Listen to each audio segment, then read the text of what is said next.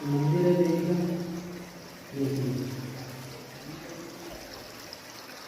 इसके पानी से जड़ खत्म दूर होते हैं। शरीर के कष्ट और मन के दुख सब दूर यहाँ से शुरू हुआ है और यहाँ से ये नदी निकलना शुरू हो चुकी है।